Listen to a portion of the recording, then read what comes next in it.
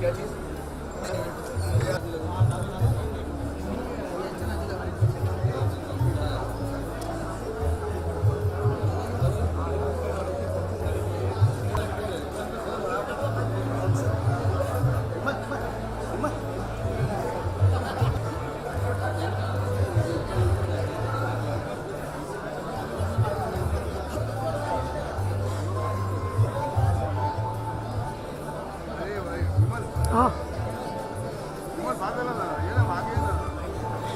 जान लो प्लीज जरा हेल्प कर प्लीज हम लोग को मालूम नहीं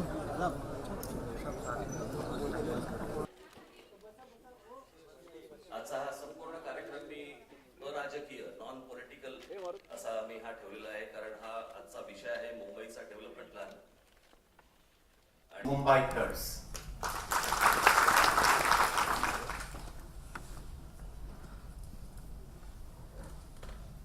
This is a document over these few issues that I will come to soon. माननीय राज साहब जी, आपके सामने एक सवाल रखा कि what will be our destiny, what will be our future by this development plan. दोस्तों, यहां पर उपस्थित कुछ खास लोग हैं, आप सभी खास हैं, लेकिन चर्चा के लिए आप थोड़े शब्दों में आपका जो विचार है, आपने जो देखा सुना या आप जानते हैं मुंबई का डेवलपमेंट प्लान के बारे में या मुंबई के बारे में और यहां कैसे अमीर जी नमस्कार। मुझे लगता है यहाँ पर शायद मुझसे ज्यादा जानकार लोग मौजूद हैं, लेकिन आज जो मैंने देखा जो सुना मुझे बहुत ही आश्चर्य हो। आर्य के बारे में जो लास्ट में हमने देखा, जो वाइल्ड लाइफ है जो टोटली डिस्ट्रॉय होने वाली है, वो बहुत ही शॉकिंग है और बहुत ही डिस्टर्बिंग है। जहां तक डेवलपमेंट प्लान है 2036 आई थिंक 2034, उसको मैंने स्टडी नहीं किया तो डिटेल में मैं उसके बारे में नहीं बता पाऊंगा, और ना मैं आर्किटेक्ट हूँ ना मैं टाउन प्लानर हूँ, मेरी नॉलेज नहीं है उसके बारे में इतनी। आप जैसे एक्सपर्ट्स हैं जो इस डॉक्यूमेंट को समझ भी पाए, एक साधारण इंसान के लिए वो डॉक्यूमेंट समझना ही मुश्किल हो जाएगा कि उसकी क्या इम्प्लीकेशंस हैं। तो इसके लिए हम डिपेंड करेंगे एक्सपर्ट्स पर, और हमारी ये उम्मीद है कि जो एक्सपर्ट्स इसको स्टडी करेंगे, इस पर चर्चा जरूर होनी चाहिए। एक बात तो तय है आज सुबह के प्रोग्राम के बाद कि इस पे चर्चा जरूरी है और इसको बेहतर समझना जरूरी है। आम इंसान को इन बातों की जानकारी इतनी नहीं है, समझ नहीं है, मुझे भी नहीं है, हम आर्किटेक्ट नहीं है, हम टाउन प्लानर्स नहीं है, लेकिन जिन लोगों को है वो एक सही नीयत से इस चीज को डिस्कस करें और मुंबई के लिए, लोगों के लिए सही जो फ्यूचर है वो प्लान किया जाए एक अच्छी तरीके से। ये बात तो तय है कि इस पर चर्चा जरूरी है। और आर्य के बारे में जो मुझे लगता है कि वो बिल्कुल वाइल्ड लाइफ को हमें डिस्टर्ब नहीं करना चाहिए। I don't think we have the right, we don't have the right to do that. Farhan, a few words from you. नमस्कार। मैं बिल्कुल सहमत हूँ जो भी कहा गया है यहाँ इस स्टेज पर। सिर्फ थोड़ा बहुत मैं डिफर करूँगा। जो आमिर ने कहा कि उसे आश्चर्य हुआ, मुझे कोई आश्चर्य नहीं हुआ। मैं मुंबई में ही पैदा हुआ हूँ और पिछले जो 40 सालों में मैंने देखा है जो डेवलपमेंट हुआ है वो इस तरह से हुआ है कि जो एक health, environment, air quality, life quality जो होनी चाहिए वो दिन ब दिन कम होती जा रही है। तो ये बहुत मतलब एक ज़रूरी मुद्दा है और ये बहुत ही एक इम्पॉर्टेंट अब घड़ी आ चुकी है जब हमें ये फैसला लेना पड़ेगा कि ये शहर किसका शहर है।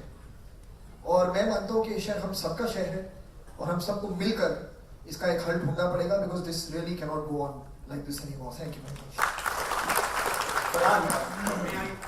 सलीम जी, सब बॉम्बे से बाहर जाते होंगे, बहुत दुनिया में खूबसूरत खूबसूरत कंट्री है, न्यूजीलैंड, साउथ अफ्रीका और बहुत सी जगह, स्विट्जरलैंड। मगर जब भी हमारा प्लेन वापस बॉम्बे आता है और डिसेंड करने लगता है तो खुशी होती है कि हम अपने घर पहुंच रहे हैं, और जब वो लैंड करता है तो ऐसा लगता है हम अपने घर आ गए। इस घर को हमें साफ रखना है। दूसरी बात यह है कि एक छोटा सा idea, every person can bring a change, every person. हम ये समझते मैं अकेला क्या करूँगा ना। मैं आपको छोटा सा अपना एग्जांपल देता हूँ, वेरी स्मॉल कंट्रीब्यूशन। मैं बैंड स्टैंड पे वर्क करता हूँ 30 साल से। बैंड स्टैंड के ऊपर वो बन गया प्रोमेनेंट तो बहुत साफ रहता था, मगर अगर आप नीचे देखें तो इतना प्लास्टिक, इतना कचरा होता था कि कुछ पीछे में बीच पूरा भरा हुआ था, दिखता भी नहीं था, रेती दिखती थी ना, रॉक्स दिखता था। वहाँ कुछ रैक पिकर्स आते थे, मैंने उनको बुलाया और मैंने कहा कि तुमको कितने पैसे मिलते हैं? कैसा अभी कचरा उठाते हैं, रिसाइकलिंग का जो कचरा होता है उसमें 100-1 रुपये मिल जाते हैं। एक आइडिया आया मुझे, मैंने कहा हम तुमको 2 बैग देंगे, एक में कचरा उठाओ अपना जो तुम्हारे काम आता है, और बाकी दूसरे के अंदर कचरा उठा के यहाँ सड़क पे रखो। वो बैंड स्टैंड उस वजह से आज 2 साल से काम चल रहा है। बैंड स्टैंड मुंबई का सब में क्लीन बीच है। हर आदमी को ये सोचना चाहिए कि मैं क्या कर सकता हूँ, and he can make the difference. May I request Ritesh to say a few words? नमस्कार. सर्वप्रथम माझ्या शहराबद्दल माझे डोळे उघडल्याबद्दल या मंचाचे आभार. आपण सर्व आपल्या आपल्या कामामध्ये व्यस्त असतो दैनंदिन जीवनात, आणि आपल्या शहरामध्ये काय चालू आहे, आपल्या अवतीभोवती काय चालू आहे याच्याकडे लक्ष कमी असतं. यात माझंही लक्ष कमी होतं आणि आज नंतर राहणार नाही एवढं नक्की इथे खात्री आहे. जेव्हा एखादा डीपी प्लॅन बनतो त्याच्याबद्दल बरेचसे रिपोर्ट्स तयार होतात. ह्या सामान्य जे आपण लोक आहोत आपल्याकडे ह्या रिपोर्ट्स पोहोचत नाहीत. आपली इच्छाही नसते ती पाहण्याची, ते इंटेंट नसतं आपल्यामध्ये. अशा प्रोग्राम झाल्यानंतर डोळे उघडतात, रे आपल्या शहरात एवढ्या सगळ्या गोष्टी होत आहेत, असं होणार आहे का? तर मला असं वाटतं की जेव्हा कुठलाही निर्णय हा लोकांसाठी जेव्हा एक इन्स्टिट्यूट घेतं किंवा गव्हर्नमेंट घेतं, तो निर्णय लोकांपर्यंत पहिला पोहोचावा, की ह्या शहरात जेवढी लोक राहत आहेत त्या लोकांपर्यंत ह्या शहराचा बदल असा पद्धतीने होणार आहे, ही गोष्ट पहिली लोकांपर्यंत पोहोचली पाहिजे आणि त्याच्यावर मतदान झालं पाहिजे की बाबा तुम्हाला हे पडतंय का नाही. आणि ते मतदान झाल्यानंतर लोकांनी ठरवलं पाहिजे की आपल्या शहरात सगळ्या गोष्टी मान्य केल्यानंतर की समजल्यानंतर सर्वप्रथम की लोकांचं मत हे घेतल्याशिवाय एवढा मोठा निर्णय करणं हे चुकीचं आहे. मला वाटतं की शुभेच्छा, आपण सर्व इथं आहात आणि जसं आमिर आणि सलीम साहेब आणि फरहान हे त्या तिघांनी इथं आपली मत मांडलं की खरंच आपल्याला आपल्या शहराबद्दल अधिक जाणकारी पाहिजे, अधिक माहिती पाहिजे आणि प्रत्येकाने आपल्या परीने हे काम केलं पाहिजे. आरे सारखे विषय असतील, इतर विषय असतील, म्हणजे फक्त आरे नव्हे तर प्रत्येक मेट्रोच्या जागी जर 6 पट FSI वाढणार असेल तर त्याचे काय दुष्परिणाम आहेत आपल्या शहरावरती ह्याची अधिक माहिती घेऊन त्याच्यावर नक्कीच आपण सर्वांनी काहीतरी मार्ग शोधला पाहिजे. धन्यवाद. Bharat ji. Thank you. I have a slight point of difference, sir. I think all of us who are sitting here and we are on the stage here, we all agree that what we've seen is a very dramatic thing, and we all agree with it. But I think that is stage one. I think we need to sit and not talk about how much we agree with this. We need to talk about what can each of us do about this. And I think all of us have an area of expertise. So agreeing is one thing, that we all agree it's a bad thing and we must do something, but we are common people who have no access to the authorities. And I think if there's something that is formed by which all of us contribute to either reaching out to the government or to reaching out to the people, I think that is what we should look for. We had started a thing called Bombay First, which was about liaising between the government and the people. And there was one proposal we had made, is that if Mumbai is a city of industrialists, everybody's corporate offices in the city, why can't we create a system by which every time any big company, whether it's Tata or Birla or Reliance, goes to the government for approval of any of their plans, if an area is demarcated to say you're not supposed to develop this, but supposed to preserve this area, you're supposed to keep this area clean and make it green. If a plan like this is more concrete can be evolved, I think that's what will help the city. And I think we should all aim for that. Mr. Bharat has raised a very important point which we will take after Javed Sahab says or tells us about his views. We will certainly dwell on what to do next and how to move forward and what will be our action plan for the future in our opposition to the present development. Why don't we request the current government जो है कि जैसे आपने अभी एक presentation दिया, वो भी हमको प्रेजेंटेशन दें, पब्लिक को प्रेजेंटेशन दें कि उनके प्लान ऐसा क्यों है, क्योंकि हमें हमारा माइंड हमेशा ओपन रखना चाहिए. अगर वो समझा पाए हमको कि भाई हमने ये प्लान इसलिए बनाया है, उसकी ये फायदे हैं, तो फिर हम समझ सकते हैं कि वो सही कह रहे हैं, गलत कह रहे हैं. तो कम से कम जैसे रिपोर्ट बनती है, कॉमन मैन समझ नहीं पाता, पढ़ नहीं पाता, वो पब्लिकली अगर इस रिपोर्ट को लोगों को साधारण भाषा में समझाएं कि हम ये करना चाह रहे हैं, ये हमारा फ्यूचर है, तो we should invite them to keep a public presentation जिसमें वो हमको समझाएं, जिसमें डायलॉग हो सके, जिसमें आप भी अपने सवाल उठा सकें. So that will be a healthy process of understanding why they are doing that, and then what is to be done to it, change, not change, etc. But a common person should understand this. There should be an effort. I would request the present government to make the effort to reach out to people, ताकि उनको समझा सके कि उनका ये plan है और क्यों है. तो फिर लोगों के सजेशन आ सकते हैं जो सही हो सकते हैं, उसमें हम ठोस कदम ले सकते हैं.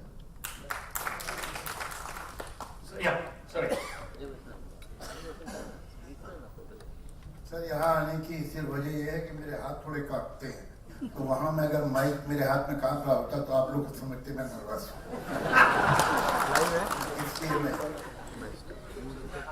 मुझे याद पड़ता है, इस साल मुझे पूरे 50 बरस हो गए मुंबई आए हुए.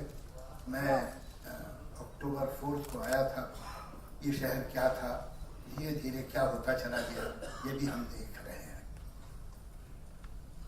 इसमें इंडिविजुअल एफर्ट मेरा हो, आपका हो, वो भी कोई मामूली चीज नहीं है. अलग अलग भी हम बहुत काम कर रहे हैं, कोशिश करते हैं.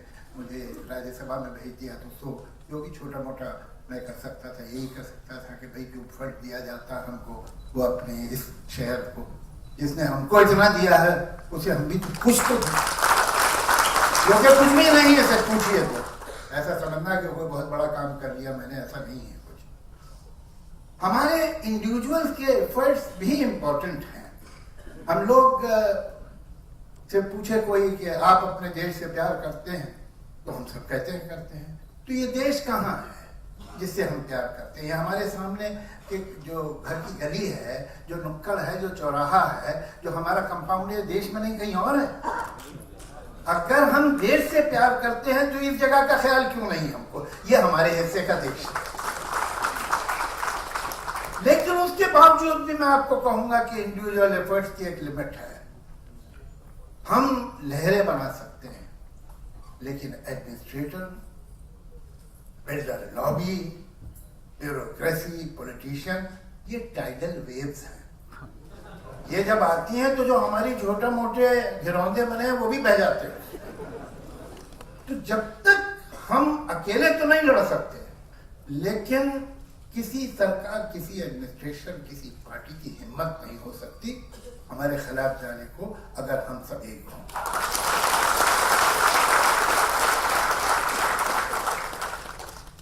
बात घुमा फिरा के कहने की जरूरत नहीं है, सीधी बात क्या है कि इस शहर को इंडिविजुअल्स ने बर्बाद नहीं किया है, बिल्डर लॉबी और पॉलिटिशियन की साथ। हमें बताया जाता है कि ये शहर गंदा इसलिए हो रहा है, ये शहर खराब इसलिए हो रहा है कि इसकी संख्या बढ़ रही है, इंसानों की पॉपुलेशन बढ़ रही है। मुंबई जो है वो 8वां मोस्ट पॉपुलेटेड सिटी है दुनिया में। न्यूयॉर्क की पॉपुलेशन बहुत बड़ी, जो कि फाइनेंशियल कैपिटल है यूएसए का। टोक्यो की पॉपुलेशन बहुत बड़ी, जो कि फाइनेंशियल कैपिटल है जापान का। मुंबई की पॉपुलेशन बहुत बड़ी है, जो फाइनेंशियल कैपिटल है इंडिया का। इन तीनों शहरों की जमीन में से तेल निकलता है, सोना निकलता है, हीरा निकलता है। क्या निकलता है इसकी जमीन से? जो ये फाइनेंशियल कैपिटल है। ये फाइनेंशियल कैपिटल इस नगर के रहने वालों की वजह से, न्यूयॉर्क के रहने वालों की वजह से, टोक्यो के रहने वालों की वजह से। और ये दोनों शहर जो हैं, इनकी संख्या, इनकी पॉपुलेशन मुंबई से ज्यादा। यहां जो लोग रहते हैं, यहां लोग जो आए हैं, उन्होंने ही तो इसे फाइनेंशियल कैपिटल बनाया है। कोई जमीन में तो थोड़ी निकल आई थी दौलत। और उसको किस तरह से इस्तेमाल किया जा रहा है, जो यहां पैदा हुआ है, इंसान के मनोबल से, मेहनत। 1 लाख से ऊपर घर मुंबई में ताला लगा हुआ पड़े हुए हैं, बिक नहीं रहे, बंद है। 1 लाख से ऊपर 11 लाख घरों की जरूरत है, नहीं है। इस शहर की 90% पॉपुलेशन या तो स्लम पे है, या फुटपाथ पे है, या ऐसे घर पे है, बिल्डिंग में है, जो किसी दिन भी गिर सकती है। बिल्डर्स अब बिजनेस से भी आगे जा चुके हैं। पैसा अब इतना हो गया है कि धंधे की बात भी सोचने की जरूरत नहीं है। अगर धंधे की बात सोचनी हो तो वो तो छोटे घर बनाएंगे, वो घर बनाएंगे जो लोग खरीद सके।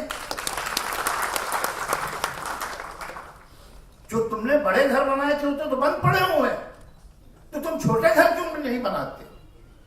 ये उनकी शान के खिलाफ है।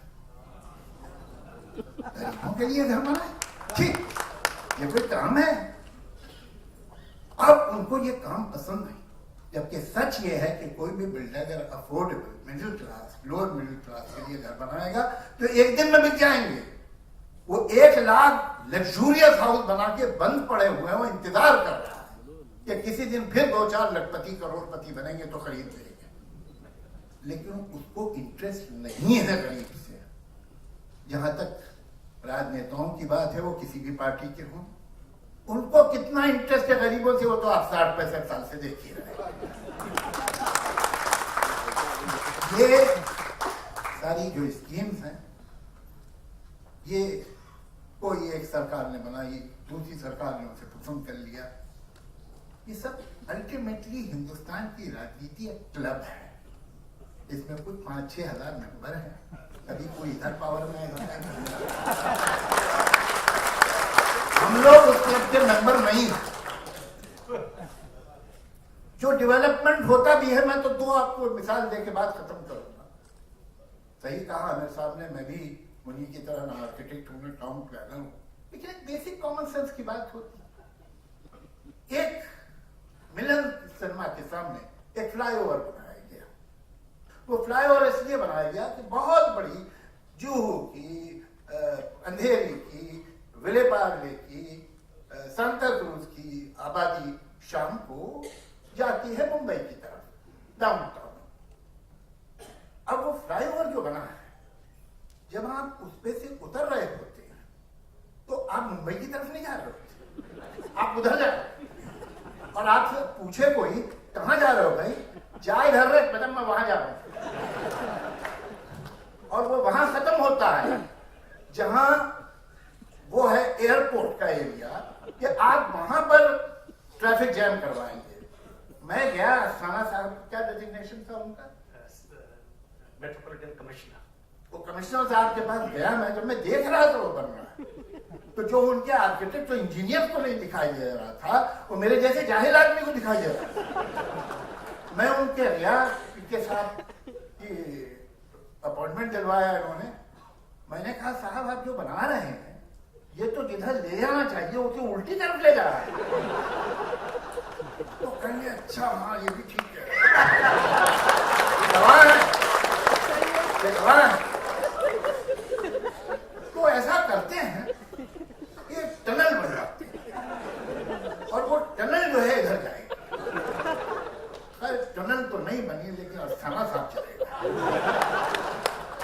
दूसरे आप देखिए, एक वर्ल्ड रिकॉर्ड हमारे और है, जो सांता क्रूज से चेंबूर का फ्लाईओवर है, उसका एक वर्ल्ड रिकॉर्ड है। दुनिया में कोई फ्लाईओवर इससे ज्यादा टाइम में नहीं बना, जबकि दुनिया में फ्लाईओवर कई कई किलोमीटर के बने, इससे कहीं लंबे भी बने। इसे 13 साल लगे। 13 साल में कितना संभाल के बनाया गया, आप ये देखिएगा कि जहां जहां आबादी ज्यादा नहीं है वहां ये फ्लाईओवर है, जहां स्लम एरिया आ गया है, मनखुर्द का एरिया है, इंडस्ट्रियल एरिया है, वहां पर वो खत्म हो जाता है। फिर जैसे ही आबादी खत्म होती है फ्लाईओवर फिर शुरू।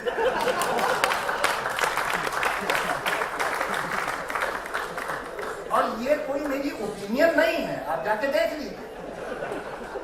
तो ये जो डीपी है, डेवलपमेंट प्लान है, ये फंदा है, ये फंदा है इस शहर के गले में। अब बस खींचने की कमी है। ये फंदा आप काटेंगे कि नहीं काटेंगे, ये फैसला होगा।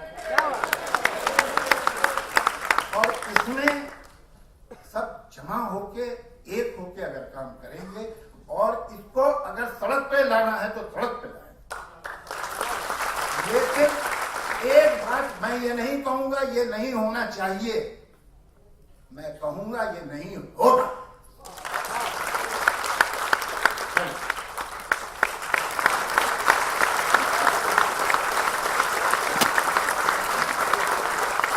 It is for all of us to come together on this subject, and also has plans for the future to take us together forward, is none other than Mr. Raj Thackeray.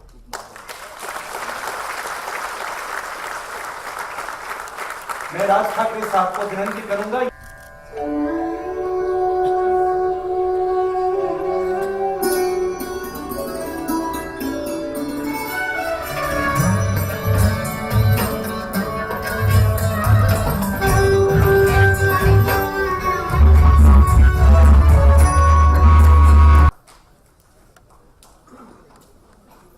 Anil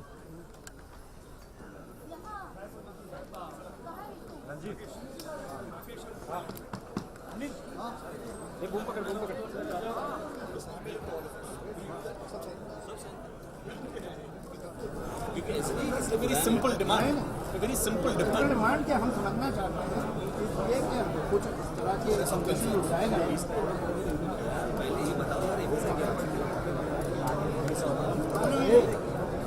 उसमें आपका signature नहीं, मैं मजाक नहीं कर रहा। हम बोले हम आप होंगे वहाँ, अगर तो लेटर जाओ उसमें आप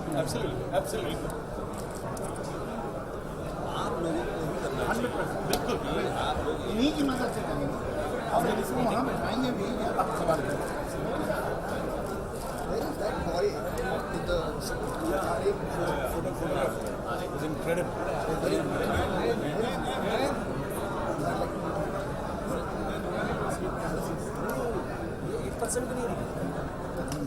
टाइम नहीं दिखा नहीं सकते।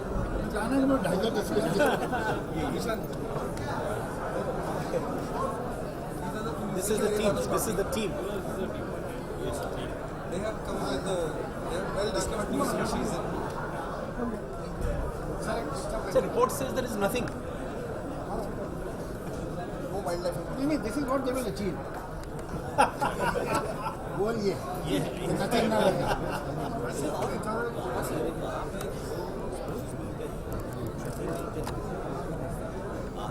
सारी चीज़ें बीबीसी ने फिल्म है, बीबीसी को समझ में आता है, इनको नहीं आता।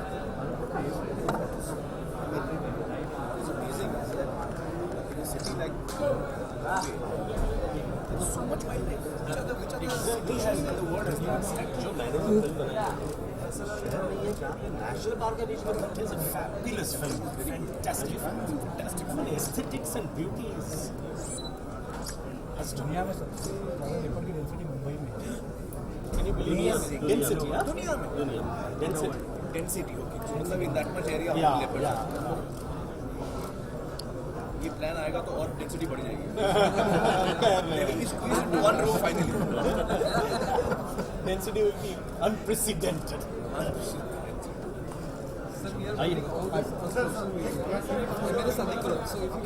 अमृता पूरे अमृता मुंबईकर को इफेक्ट करता है, स्टेट के हर इंसान को इफेक्ट करता है, वो शेयर करें पब्लिक के साथ, सिर्फ एक प्रिंट करके ना शेयर करें, लेकिन एक प्रेजेंटेशन दें, पब्लिक प्रेजेंटेशन करें मीडिया के सामने, लोगों के सामने, टीवी पर भी आए, ताकि महाराष्ट्र के लोग समझ सकें कि सरकार के मन में क्या है, क्या इच्छा है उनकी, वो अगर कर रहे हैं तो क्यों कर रहे हैं, उसकी वजह क्या है।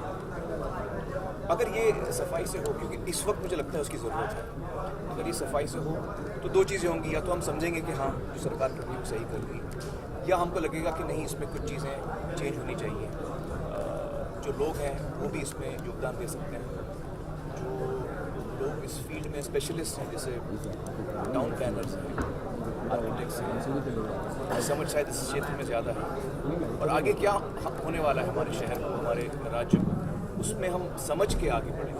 जो डीपी प्लान है वो हमको अगले 25 साल, 20 साल, 30 साल तक ले जाएगा।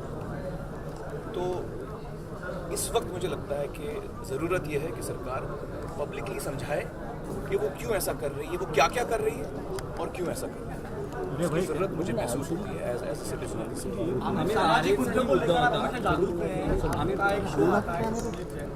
आप कई बार अलग अलग पहलुओं को लेकर सरकार के पास गए हैं, आपने यहाँ रिक्वेस्ट की है, क्या आप उनको जाके? जी हम जितने आज लोग यहाँ थे मौजूद, जिन्होंने ये प्रेजेंटेशन देखा, हम सबका ये मानना है कि हम सरकार को रिक्वेस्ट करें, फॉर्मली उनको चिट्ठी लिखें, ताकि वो हमें समझा पाए, लोगों को समझा पाए कि ये प्लान में क्या क्या चीज़ें उन्होंने प्लान की हैं और क्यों की हैं। अगर अच्छा लगता है लोगों को समझ में आता है, या लोगों के मन में कुछ सवाल उठते हैं तो उनका सवाल का जवाब अल्टीमेटली जो सरकार कर रही है वो हम लोगों के लिए ही कर रही है। हम भी चाहते हैं कि हमारे राज्य में, हमारे शहर में तरक्की आए, और प्लान अगर हम सबको इसके बाद सही लगा तो हमें खुशी होगी, और अगर उसमें हमें कुछ लगा कि चेंजेस होने चाहिए तो उसमें डिस्कशन हो सकता है, सरकार उसको इनकॉर्पोरेट कर सकती है। तो ये मेरे हिसाब से एक पॉजिटिव स्टेप होगा, जिसमें कि इन्वॉल्वमेंट होगा लोगों का। आमतौर पे डीपी प्लान जो आता है वो मैंने लाइफ में कभी नहीं पढ़ा डीपी प्लान, लेकिन ये अच्छी बात नहीं है, और डीपी प्लान पढ़ना और समझना भी मुश्किल होता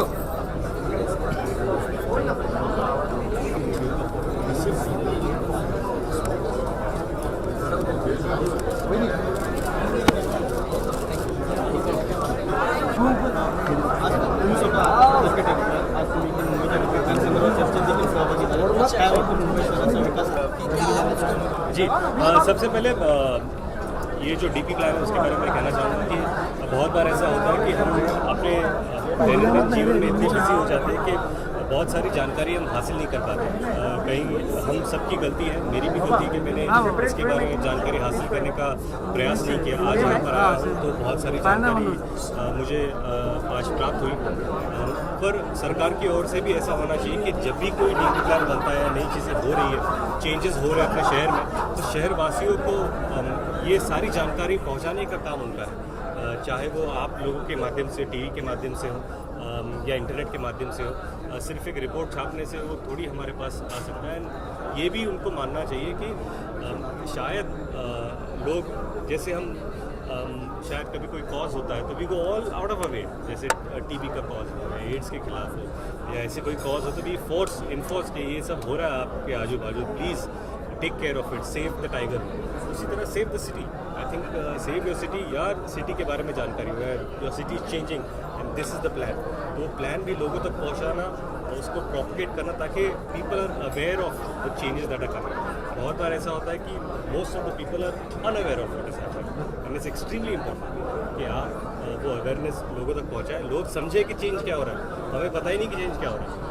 जब लोग समझेंगे तब बोल पाएंगे हाँ ये सही है या गलत है। मैं ये नहीं कह रहा हूँ कि जो DPA सही है गलत है। हाँ कुछ चीज़ें हैं जो शायद गलत है, जैसे आरे के खिलाफ हो या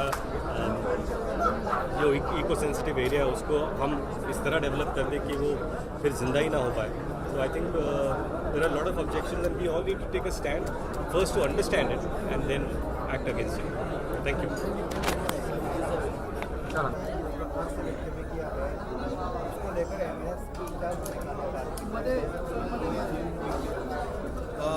नसरुद्दीन शाह बहुत बड़े अभिनेता है, बहुत श्रेष्ठ कलाकार हैं, उनका हम आदर रखते हैं, पर उनसे ज़्यादा हमें देश प्रिय है, देश के लोगों की भावना प्रिय है।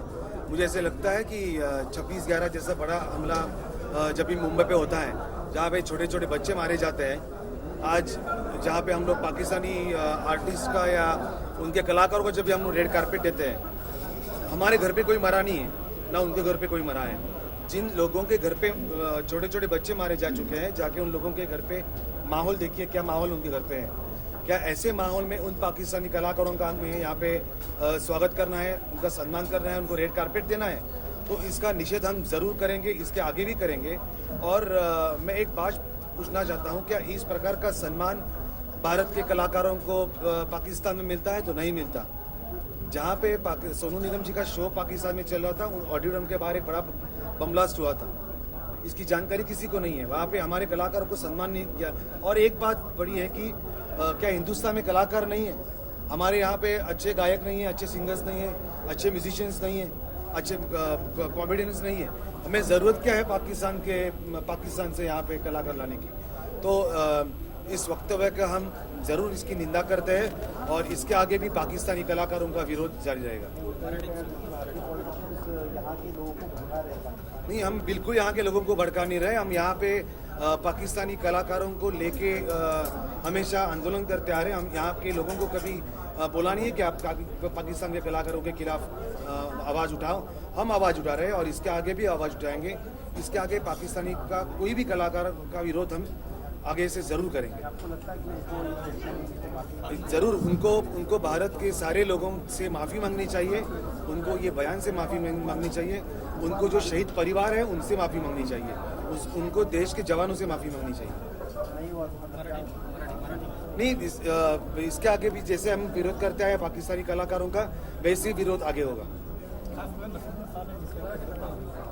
हाँ जी, नहीं, जैसे मैंने कहा, नसरुद्दीन शाह बहुत बड़े अभिनेता हैं, बहुत श्रेष्ठ अभिनेता हैं।